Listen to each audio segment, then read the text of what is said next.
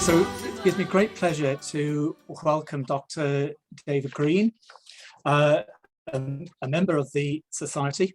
And David is a fellow of the Royal Historical Society and senior lecturer at the Harlaxton College, and is an author of a number of books and articles relating to aspects of Edward the Black Prince and the Plantagenet Empire. David is going to talk to us about Edward III and a Plantagenet Apanage policy. Over to you, David. Right, well, good afternoon, everyone. We've come together today to discuss aspects of the kingship of Edward III. And the Society has given this conference the title of the House of Magnificence. And this, of course, does suggest a rather particular prism through which we might view Edward III's reign. And there's, of course, good reason for seeing it in that light. If we consider a day, perhaps one late in the autumn or early in the winter of 1346, we might well agree that the reign was magnificent. On the 26th of August, Philip VI of France and the flower of French chivalry had been crushed at the Battle of Crécy. The military and political implications of the victory would reverberate throughout Western Europe. Then on the 17th of October at Neville's Cross, Scottish forces led by David II were routed. The son of the man who had humiliated the English at Bannockburn and had forced the young Edward III to agree to a treaty at Northampton so one-sided that it was known as the Shameful Peace, was captured and would spend the next 11 years a prisoner south of the border. We might imagine, too, the first meeting of the Order of the Garter at Windsor in 1348, with all its attendant symbolism, and see Edward basking in Arthurian magnificence. If we were to consider the 24th of May, 1357, when Jean II of France, who had been captured at the Battle of Poitiers the previous year, was brought to London, we might think the reign even more glorious. The mayor of the city, Henry Pickard, together with the city alderman, rode out to meet Edward III's eldest son, the Black Prince, who had secured the victory and who now escorted his prisoner through the streets of the capital. The members of the city guild were arrayed there in fine uniforms. The conduits of the city ran with wine. The houses were hung with armour and bows, and the inhabitants thronged the streets to watch the procession. At St. Paul's, the Bishop of London and his clergy came in procession to meet the royal party. In Cheapside, two beautiful women are said to have sat in a great bird cage suspended from the goldsmiths' shops, scattering gold and silver leaves on the heads of the cavalcade as it passed below. It was all very magnificent, and in the months that followed, and with the kings of Scotland and France now under his control, Edward would seek to exploit the political capital that his victories had given him in various ceremonies and events, and these further emphasised the ascendancy of the House of Plantagenet and all its splendour. Because, as the triumph at Poitiers had shown, this was an ascendancy bound up not only with the person of the king himself, but with his family. It was entirely appropriate, therefore, that this was the moment when, with particular urgency, he sought to ensure that his children were provided for and could set themselves up in suitably magnificent style. This would, he hoped, reflect their status on the European stage and bring further lustre to this House of Magnificence. But then, if we were to go back to a different day, perhaps to the moment in 1340, when Edward returned unexpectedly from the Low Countries, we might think of the reign in a rather different light, and one that was very far from magnificent. The king's attempts to build a continental alliance against the Valois were proving appallingly expensive, and his demands for taxation had brought Parliament to the verge of rebellion. The royal house itself also seemed to be in a state of utter disorder. The king was furious to discover his children had been left unprotected in the Tower of London. If we move on a little further into the reign, we should also remember that while those Garter celebrations in 1348 may well have been magnificent, the dreadful impact of the Black Death would soon be felt. And if we consider almost any day in the last 7 or 8 years of the king's life, we might struggle to find one that we could truly call magnificent. We'll hear later about the Good Parliament, in which we can detect a sense among the community of the realm that there was something rotten in the state of England, as members of the royal household were impeached and the king's mistress was banished from court. Perhaps the funeral of the Black Prince in 1376 was magnificent. The funeral cortege made its way through the streets of Canterbury with its caparisoned horses and all the arms, armour and heraldry as the prince himself had directed. But those arms now served as reminders of past triumphs. The pageantry was hollow and mournful. The memory of the triumphal entry into London with a captive king could seem rather distant, considering all that had been lost in recent years, or indeed it might serve as a sharp condemnation. According to Thomas Walsingham, this was the moment when the hope of the English utterly perished.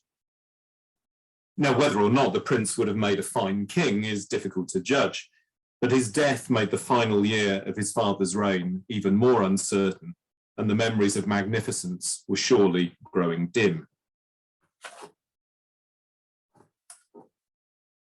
Richard Barber has written of Edward III and the triumph of England in reference to the middle years of his reign. Ian Mortimer, as we've heard, called Edward the perfect king and the father of the English nation. And yet Jonathan Sumption subtitled his biography of Edward a heroic failure. I won't try and sum up Mark Ormrod's nuanced and wonderfully perceptive considerations of Edward III, but I will merely note that almost everything that I have to say about the reign has been shaped to some degree by Mark's work. I think, though, that it is fair to say that any conception of the magnificence of Edward III's reign is predicated, to some degree, on a period of extraordinary military and political success lasting a little over a decade after 1346. It was during this period and in the space that followed that Edward's ambitions for his reign and for his children seem to have developed, and it's that period and those ambitions that I'd like to consider. This notion of magnificence is probably useful in this context, because there's little doubt that Edward's ambitions for his children were grandiose. They were shaped, it seems, not only by the opportunities which military success presented in his own time, but also by an acute awareness of his dynastic past. The political environment in which Edward III operated was coloured by conditions within Britain and Ireland that had been largely redrawn by his grandfather, Edward I. An aspiration towards what we might call high kingship or even imperial power within and over the British Isles and Ireland had become an implicit part of the Plantagenet political manifesto as a result of the conquest of Wales and attempted conquest of Scotland. Alongside that, there remained an older conception of English royal power, which carried with it a sense that the Channel did not, or at least should not, form any sort of border to its authority. Indeed, the Channel was a vehicle that carried English sovereignty to much of France. This Plantagenet birthright looked to be on the verge of being made real when the capture of Jean II at Poitiers changed the complexion of the Hundred Years' War. With the kings of France and Scotland in captivity, Edward III's political horizons widened. Briefly, perhaps, the throne of France seemed within his grasp. That is, if one accepts the presence of a crown in Edward's baggage during the Reims campaign as indicative of his aspirations. But that campaign foundered outside the walls of the coronation city, and when Paris too resisted, the king came to terms and sealed the Treaty of Bretigny. In the space that followed, there are, as Mark Ormrod described them, further intimations of empire. While gaining control of the entire kingdom was no longer a real aspiration, the treaty afforded Edward enormous territorial gains in France. The cessation of hostilities also provided the opportunity to reinforce his hold over those other estates which had been neglected since the outbreak of the 100 Years' War. Those estates, both those which had long been under Plantagenet control and those recently acquired, were divided into units akin in some respects to French appanages for Edward's sons. Now, this was a process which had to some extent been underway for some time. Edward of Woodstock, the Black Prince, had already been provided with the earldom of Chester and Duchy of Cornwall when he became Prince of Wales in 1343. He then received the Principality of Aquitaine, which had been created by the Treaty of Bretigny. This augmented the existing Duchy of Gascony with very substantial additional territories. Together, these estates formed, by any measure, a formidable appanage. His younger brother, Lionel of Antwerp, had been married to Elizabeth, Countess of Ulster, a union which laid the foundations for a transnational lordship that would later be augmented with the Duchy of Clarence and Lieutenancy of Ireland. John of Gaunt was established as the preeminent noble in the north of England through his marriage in 1359 to Blanche of Lancaster. And either Gaunt or Lionel were put forward, sometimes with real diplomatic force, as a potential heir to David II, should the Scottish king die without an heir. If Gaunt had succeeded, this would have created a cross-border estate dominating northern Britain. If Lionel had won out, we would have seen a Hiberno-Scottish kingdom controlling much of the Irish Sea world. Negotiations were also pursued vigorously for Edmund of Langley to marry Margaret of Burgundy, the wealthiest heiress in Europe. After the death of her father, Louis de Male, she would rule Flanders, Brabant, Limburg, and the imperial county of Burgundy. If he was to marry her, Edmund would rule all those territories on France's northern and eastern border. In addition, he would receive Calais, the surrounding territory of Ponthieu, and his mother's claim to a share in the succession to Hainaut. Brittany was a further area of interest for Edward III, and it lay at the centre of what Jean Le Paterel described as the king's provincial strategy, which was bound up with the use and exploitation of both Plantagenet and Valois appanage. It's significant that despite his support for Jean de Montfort, Edward III initially granted the earldom of Richmond to John of Gaunt, which, according to Ormerod, may even suggest that the king had some notion of a Plantagenet succession in Britain. Of course, in the event, these plans failed to come to fruition. The Scottish crown remained in Scottish hands.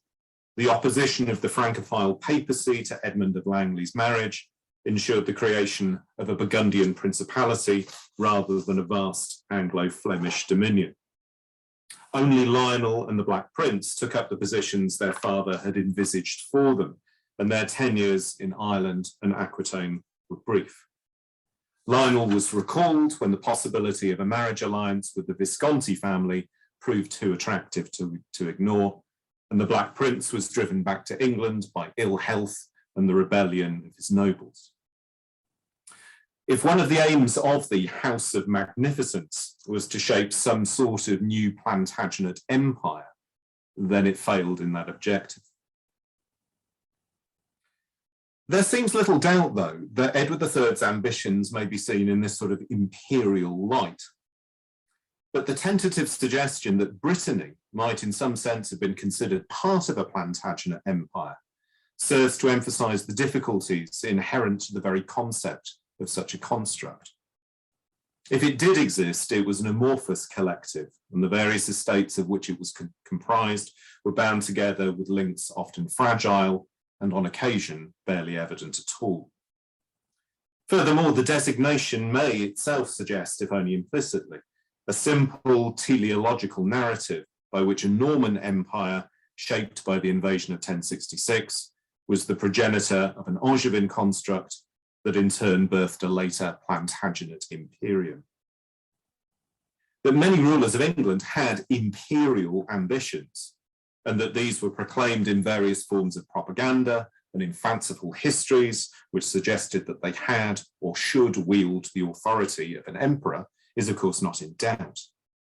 But equally, there's no evidence that the estates subject to the English king were described collectively and consistently as forming an empire. Nor is it the case that any monarch claimed an imperial title of real substance. Kings may have aspired to some form of high kingship within Britain and Ireland, and Edward III may, if only briefly, have hoped to have added a royal title in France to that he held in England. And this might, by certain measures, have given him something akin to imperial status, even if it didn't bring with it a truly imperial crown. But despite these qualifications, I do think there is much to be gained from viewing the Plantagenet dominions, those in the British Isles, in Ireland and in France, as a collective. It's in no way paradoxical to suggest this is so, because conceptions of the nation became more defined in this period. While political borders remained fluid and porous, identities multivalent, and loyalties often determined by allegiance to family and region, as much to some larger imagined community, there's no doubt that a perception of the nation developed and deepened in the later medieval period. In England, this was driven in particular by the 100 Years' War with France, as well as by conflict with and in Scotland, Wales, and Ireland. A sense of Englishness emerged, defined by its opposition to its neighbours and insistent on its difference from them. Such conceptions of nationhood evolved alongside mechanisms for implementing the will of the central administration throughout the realm.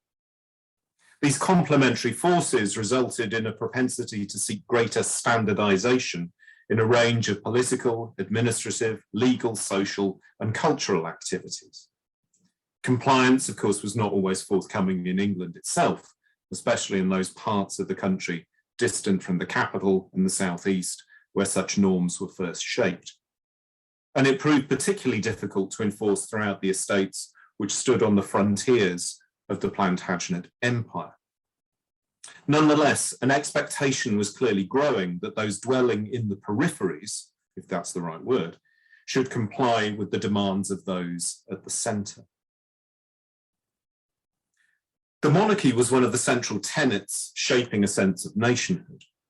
This may be attributed in part to a growing conception of the blood royal and of the suggestion of sanctity conferred not only on the monarch with his coronation, but also on his close kin. Each of the disparate estates of the Plantagenet Empire was considered a land subject to the King of England, and their residents were the king's vassals. Given this, it's not surprising that policies encouraging cultural Anglicisation and socio-political standardization were often accompanied by the creation of appanage for senior members of the royal family. And by this, I'm thinking of semi-independent lordships to be held by personal representatives of the monarch to whom they were closely related.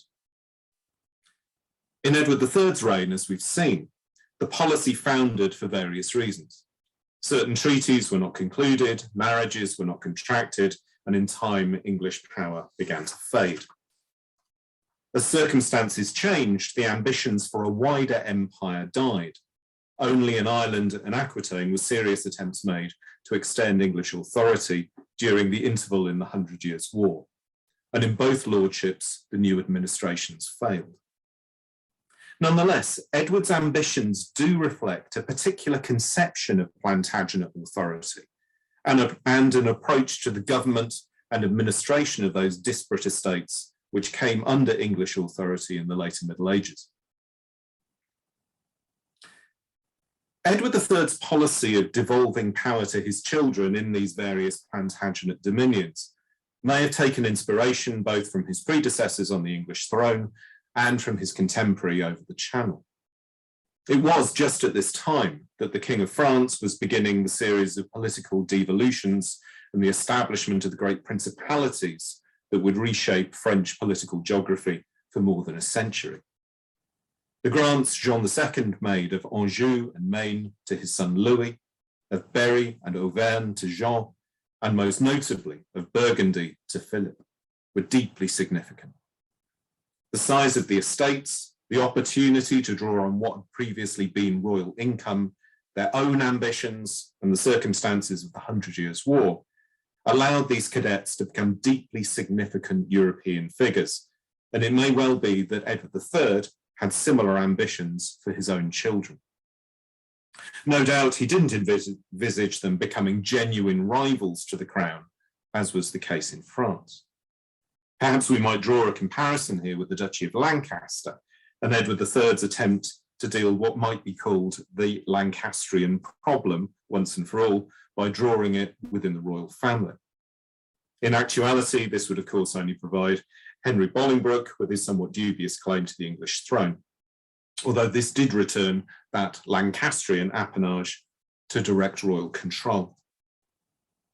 For the most part though, and certainly during the reign of Edward III, the Plantagenet family business ran very amicably.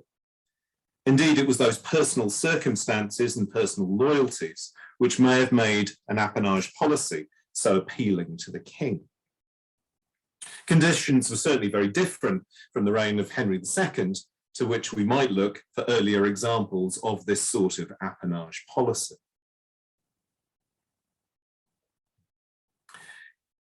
This had seemed an attractive way for the king to control his unruly French estates and even more unruly offspring.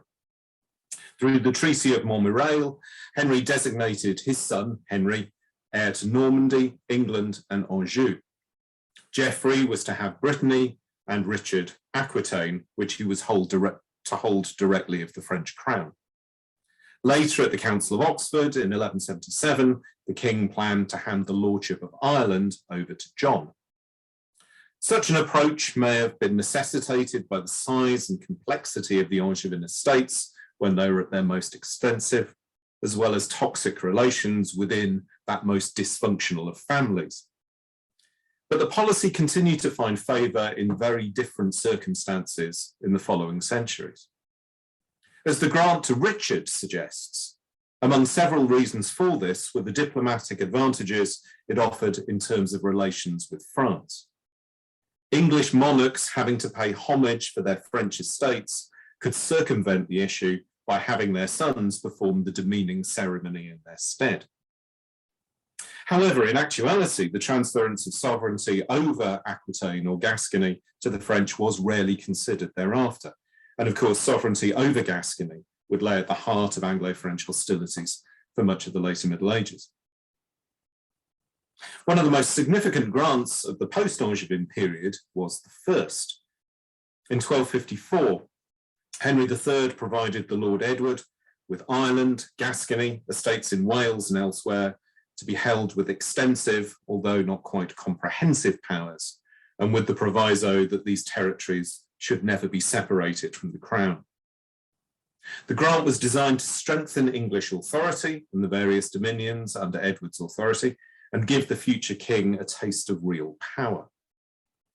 This concentration of estates would be matched only by those handed to the future Henry V in the early 15th century. However, the extension of Plantagenet power in parts of Britain and France in the intervening period did offer opportunities for subsequent monarchs to make very considerable grants to their children. The creation of the Principality of Wales is especially significant in this regard. The career of the future Edward II offers further evidence of a Plantagenet appanage policy. His birth at Carnarvon Castle in 1284 formed part of the process by which the conquest of Wales was to be completed. It served as a symbolic act of Anglicisation, which alongside the appropriation of many symbols of Welsh independence, offered a powerful declaration of English overlordship.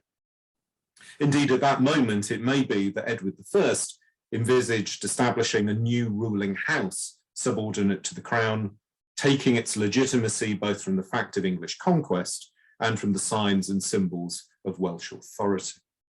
If he'd done so, then the king's new son would have been the obvious candidate to found such a dynasty. In the event, the premature deaths of the king's three older male children brought about a marked change of circumstances. The future Edward II would, as intended, inherit the recently acquired Welsh territories in February 1301, alongside the earldom of Chester. but he did so as heir apparent to the English throne. Edward didn't receive the title Prince of Wales at that time, but in yet another manifestation of political and cultural appropriation, he soon began to be addressed as such. It's likely that Edward I saw the appointment as an opportunity to not only reward his son, but also ensure the smooth transition of much of Wales into English overlordship after the revolts of the 1290s. If the grant was intended to bind the Welsh to their new prince with personal ties of service and allegiance, it proved successful, at least in some respects. Despite the restrictions imposed on Welshmen holding high office through the Statute of Rutland and in later legislation, influential figures from native Welsh society were drawn into important administrative posts and into the prince's household.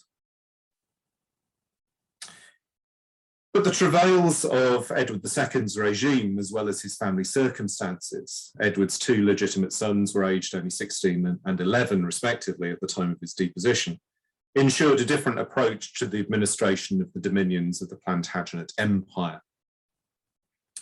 Edward parcelled out considerable estates to favourites such as Piers Gaveston, who was drawn into the royal circle through his marriage to Margaret de Clare, the king's niece. His new status was reflected in his appointment in 1307 to the earldom of Cornwall, a key part of the family patrimony, and as Custos Regni in the following year. As Prince of Wales, Edward had suggested Gaveston receive the county of Ponthieu, and in 1308 a short-lived proposal was made to relocate him to Aquitaine and grant him lands there valued at some £2,000. More significantly, Gaveston was appointed Lieutenant of Ireland in 1308, and he proved himself a capable military commander, leading successful expeditions in the Wicklow Mountains and seeing to the defence of royal castles around Dublin. Later in Edward's reign, Edmund, Earl of Kent, the king's half-brother, began to come to the fore. In 1323, after receiving some of the Welsh estates forfeited by Roger Mortimer, he saw service as the king's lieutenant in several of the key estates of the Plantagenet Empire. He was appointed Lieutenant of Scotland and in the northern counties, and on the 20th of July, 1324, he became Lieutenant of Gascony, where he sought to negotiate a settlement in the War of St. Sardos. This tumult in Gascony had followed hard on the heels of the Bruce invasion of Ireland, and the memory of the humiliation of Bannockburn would soon be reawakened by the shameful Peace of Northampton. As a result, at the outbreak of Edward III's reign, the royal grip on the Plantagenet Empire seemed tenuous at best. However, the family dynamic, as well as international circumstances, soon shifted. The births of a bevy of loyal sons saw the appanage policy readopted with enthusiasm, as we've seen. I'd like now to briefly consider the character of English government in these Plantagenet appanages, and particularly the administration of the Principality of Aquitaine during the Black Prince's regime and Ireland during the lieutenancy of his brother, Lionel of Clarence. It's been argued that there was complete contrast between England's attitudes to her Celtic colonies and to her French dominions, the distinction being areas where rule was based on conquest rather than inheritance. However, the Principality of Aquitaine was essentially the product of conquest, and the revolt against the Black Prince's administration has been explained in terms of exploitative, divisive, and distinctly colonial policies.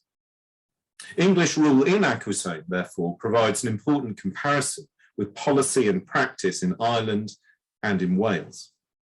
In those places, English attitudes and strategies are often explained in almost racial terms. However, it seems to me that many of the same characteristics of government can be observed at work in Gascony and Aquitaine. In truth, evidence for the character of the regime in the Principality, though suggestive, is inconclusive. In one camp is the prince's biographer, Chandos Herald, who tells us that the Black Prince reigned 7 years in Gascony in joy, in peace, and in pleasantness. For all the princes and barons of all the country round about came to him to do homage. For a good lord, loyal and sage, they held him with one accord and rightly. All his subjects and all his men loved him right dearly, for he dealt liberally with them. The Anonymal chronicler, by contrast, describes a brutal financial administration. He tells us that the prince ransomed, that he exploited the land grievously in order to sustain outrageous expenses. Similarly, Jean Froissart emphasized the economic implications and impositions of the regime, noting in particular the requisition of items without payment. More significantly, he commented that only those who were pure English were appointed as major officials. Louis, Duke of Anjou, in a letter written on the 22nd of December, 1368, to the nobility of Aquitaine, sought to encourage a revolt against the prince. He commented on the high levels of taxation, various impositions and novelties enforced by the prince and his officials. Phrases such as right, reason, and justice were interspersed with economic arguments and emotional and nationalistic appeals regarding the great love that all should have for the King of France and his family. It proved very effective. The failure of the prince's administration, however, can't only be attributed to his unsympathetic or exploitative policies.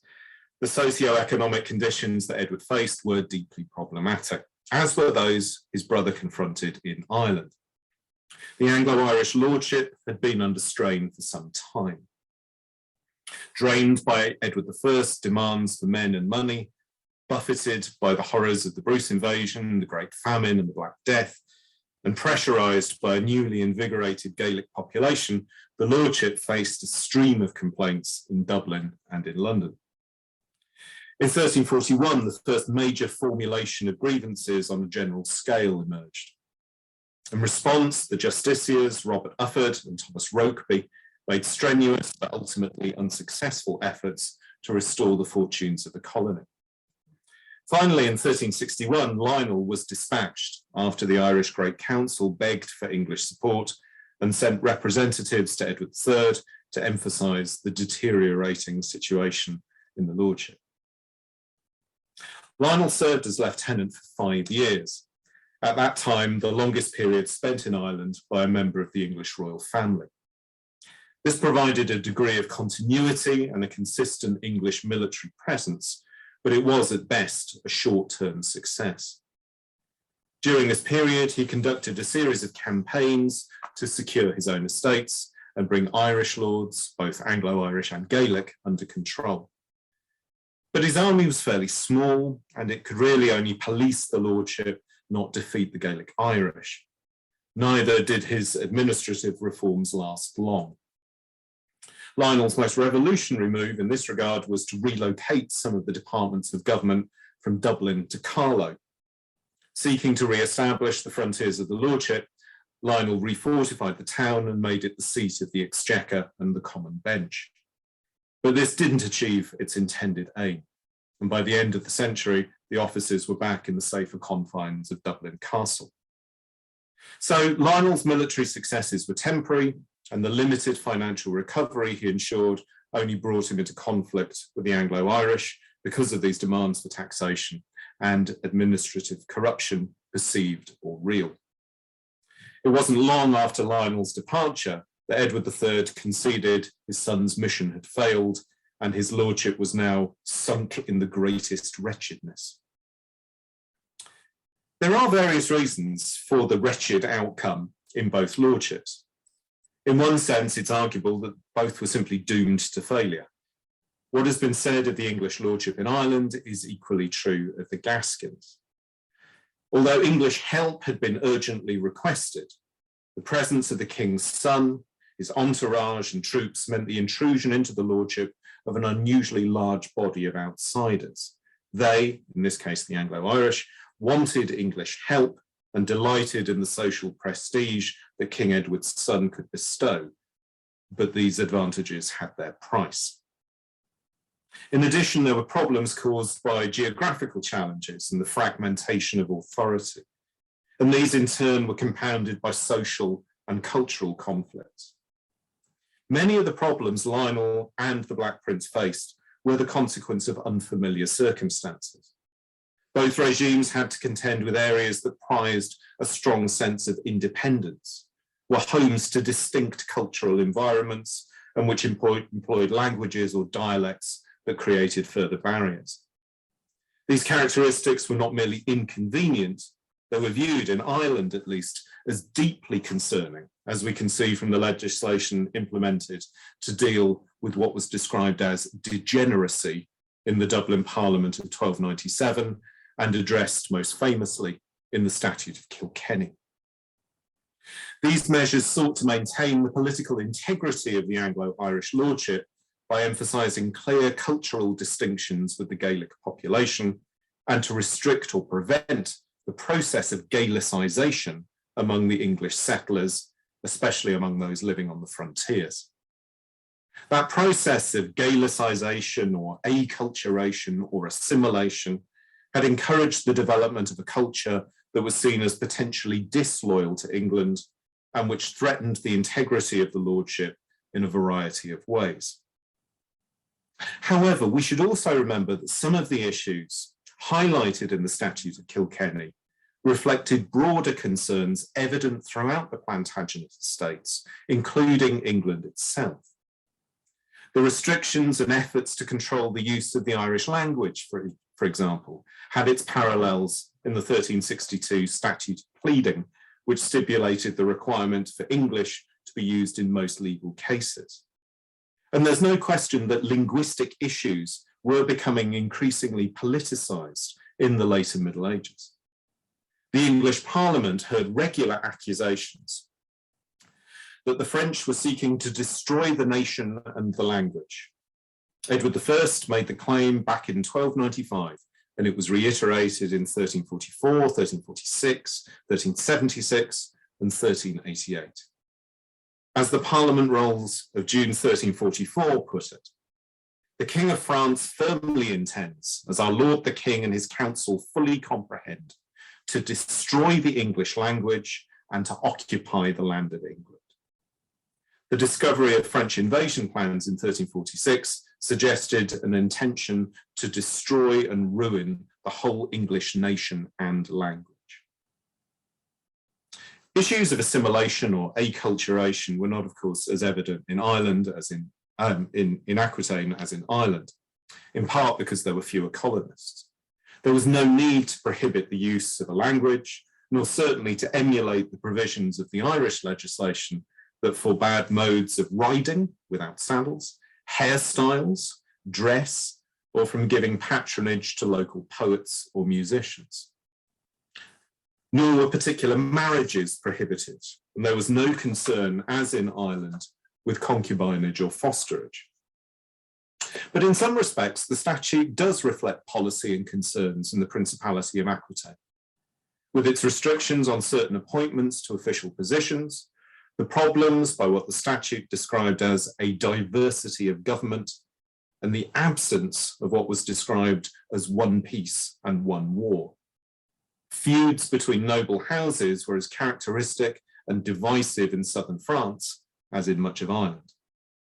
There were also concerns with economic matters, the reform of the administration, and the relationship between church and state. Alien political cultures then, especially among the aristocracy, contributed a great deal to the problems of both princes. They ran contrary to English ideas concerning the proper organisation of society and the ways by which authority was to be demonstrated and imposed. The presence of the king's sons, wielding extraordinary authority in areas that had not experienced such direct rule for many years, served to exaggerate these cultural differences.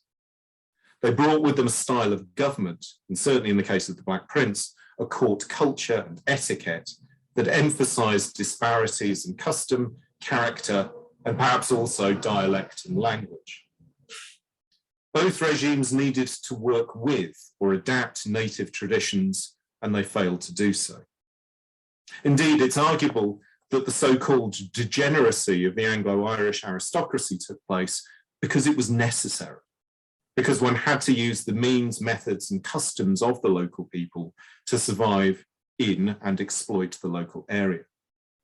Successful lordship in Ireland and Aquitaine depended on the ability to accept the existing social structures and to adopt existing patterns of authority. In many ways, the survival of the English lordship of Ireland is attributable to its assimilation into the Gaelic community. Acculturation was a survival strategy common to many frontier regions.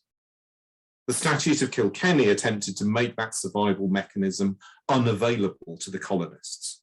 It's not surprising that it failed. The Black Prince's regime also failed, perhaps because it was not, in an Aquitanian sense, degenerate enough. It sought to enforce the culture and political structures of what it saw as the centre on those areas which it viewed as culturally and politically peripheral.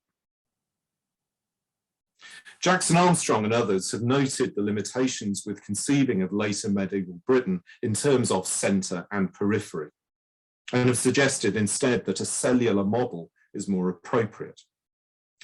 And it may well be that it is reductive to conceive of what's been called the ramshackle Plantagenet Empire in this bipartite fashion. But I think there's also evidence that Plantagenet rulers, such as Edward III, tended to conceive of their estates in just this sort of simplistic manner. They promoted the use of central policies in those peripheries and were often reluctant to accept the significance of local circumstances. Whether we consider legislation and practices imposed in Wales from the Lord Edward's administration through the Statute of Rutland to those imposed in the aftermath of the Glyndŵr Revolt, or the various degeneracy laws in Ireland, the Black Prince's imperial approach to Aquitaine, or later the possible concerns over what was described as a middle nation taking root in 15th century Normandy.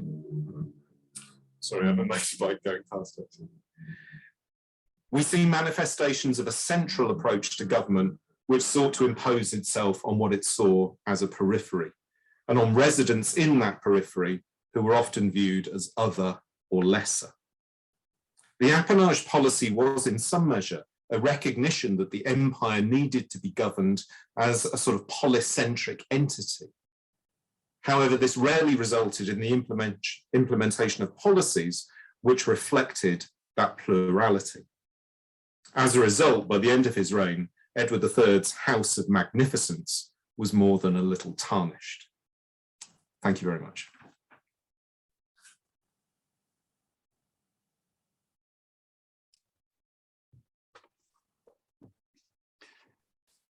Thanks, David. That was a fascinating introduction to the afternoon, and particularly interesting to have the insight into some of the practicalities and approaches to governing such, as you say, ramshackle, incredible area. I mean, we too easily forget the expanse of the dominions under the English crown, from the time of Henry II onwards, and again in Edward III's reign, and just the sheer complexity of managing those lands.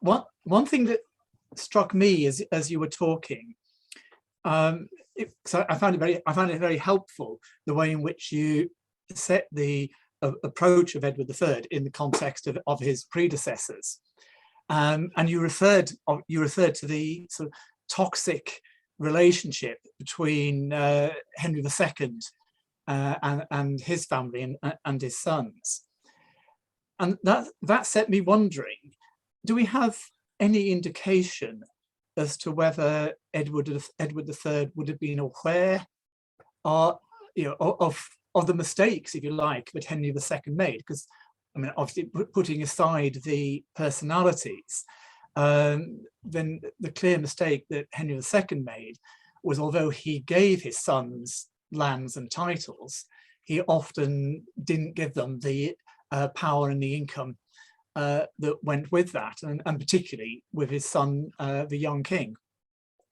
And whereas from what you've been saying, clearly there's a strong contrast with the approach that Edward III took. Now, do you think any indication that Edward would have been aware of the mistakes that Henry II made? Yeah, it's a really interesting question. I don't know of any direct evidence which suggests this. I suppose I'm very taken with the idea that he is deeply aware of that sort of Angevin landholding tradition, and that, frankly, in many ways, as Malcolm Vale and others have argued, you can see the 100 Years' War essentially as a continuation of some sort of campaign to regain those Angevin estates. But as to the actual administration of earlier Angevin territories, I don't know of any evidence. I mean, clearly, a number of Plantagenet monarchs are quite aware of their personal histories. They're interested in the ways in which legal claims have been made to various estates and so on. I'm thinking of Edward I in Scotland, most notably. But as to whether Edward III is deeply cognizant of what Henry II is doing, I simply don't know. Frankly, I think it's rather doubtful. But equally, I think he must have been aware that the ways in which, clearly the breakup of the Angevin Empire was something of which later monarchs were deeply aware. So, yeah, I couldn't say that there is direct evidence that he was aware of this, but it strikes me that there is a sort of environment which suggests to him that there is a certain approach to government which can be successful, but of course in Henry II's case was not. Thanks. I've had a couple of questions. I'll just take one of those for the moment before we move on to Matt's talk. And there's also possibly another question. Paul Dryber is just thinking, might have a question for you. This question is from Clarence.